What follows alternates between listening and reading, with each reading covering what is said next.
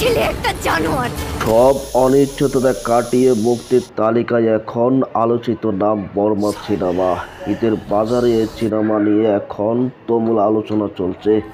আর এই cinema booking মানেই তো রীতিমধ্যে রেকর্ড গড়েছে।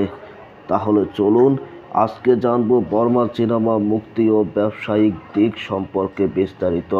শুধু একটা জিনিসই ভাবে, এই সিনেমার পরিচালক মেহেদী হাসান হৃদয় জানালেন, ইতিমধ্যে প্রায় 100টি সিনেমা হলে মুক্তির চূড়ান্ত কথা হয়েছে, তবে সংখ্যাটি আরও বাড়তে পারে বলে মনে করেন তিনি।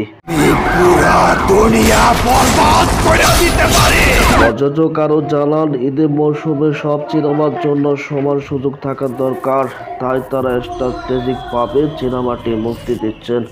তবে এতটুকু নিশ্চিত যে শতাধিক হলে সিনেমাটি মুক্তি পাবে।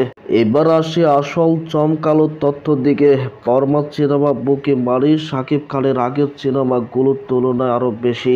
জানা যাচ্ছে বড় সিনেমা হলগুলোর কাছ থেকে সর্বোচ্চ 13 থেকে 15 লাখ টাকা পর্যন্ত বুকিং মানি নেওয়া হচ্ছে।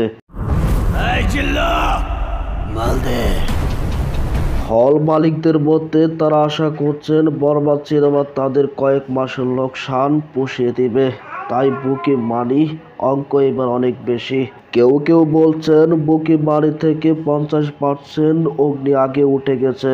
তবে প্রযোজক জানান, আসলে বরবাদ সিনেমা বাজেট 15 কোটি টাকা, তাই পুরো অঙ্ক উঠে আসা এত সহজ নয়। সিনেমাটি পরিচালনা করেছেন মেহেদী হাসান হৃদয়, আর শাকিব খানের সঙ্গে জুটি বেঁধে অভিনয় করেছেন কলকাতার ইদিকা পাল।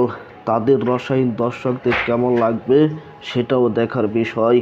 আপনাদের কি মনে হয় বরবাদ সিনেমাটি বক্স অফিসে হিট করবে? কমেন্ট করে জানান। আর এমন আরও আপডেট ভিডিও পেতে হলে সাবস্ক্রাইব করুন, বেল আইকনটা বাজিয়ে রাখুন। ধন্যবাদ।